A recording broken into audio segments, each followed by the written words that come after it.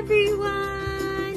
Hi friends! What if Miss Rachel is in Tagalog, portrayed by me? I'm Miss Haisi, or in Tagalog, ako nga pala, si Ginang Haisi. Pero para sa programang ito, gagamitin natin ang pangalang Binibining Haisi. Hello! Kamusta kayong lahat? Nais mo bang matutong magtagalog? Magaling!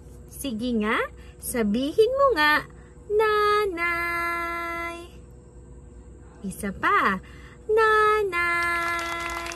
Sabihin mo naman, tatay.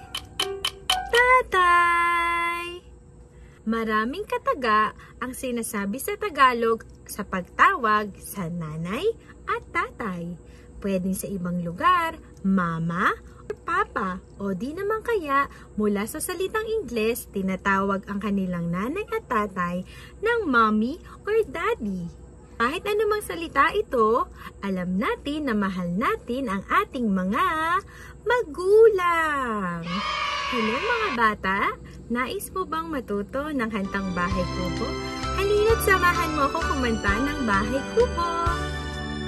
Bahay Kubo, kahit munti ang halaman doon ay sari-sari, singkamas at talong, sigarilyas at mani, sitaw, bataw, patani,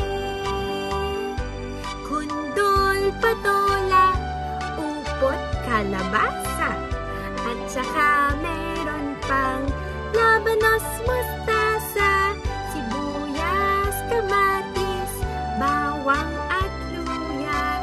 Sa paligid-ligid ay puno ng linga. Magaling! Alam mo ba, nung mga bata pa kami, mahilig kaming kumanta ng tungkol sa mga ibon. Kaya halika na, samahan mo ko, kantahin natin ang mga ibon na lumilipad. Ang mga ibon na lumilipad ay mahal ng Diyos, di kumukupas. Ang mga ibon na lumilipad ay mahal ng Diyos, di kumukupas. Huwag ka nang malungkot. Oh, praise the Lord. Ang mga isda na lumalangoy ay mahal ng Diyos, di kumukupas. Ang mga isda na lumalangoy ay mahal ng Diyos, di kumukupas. Huwag ka nang malungkot. Oh, praise the Lord. Ang mga bata na naglalaro ay mahal ng Diyos, di kumukupas. Ang mga bata na naglalaro ay mahal ng Diyos, di kumukupas. Huwag ka nang malungkot. Oh, praise the Lord. Napakagaling! Good job!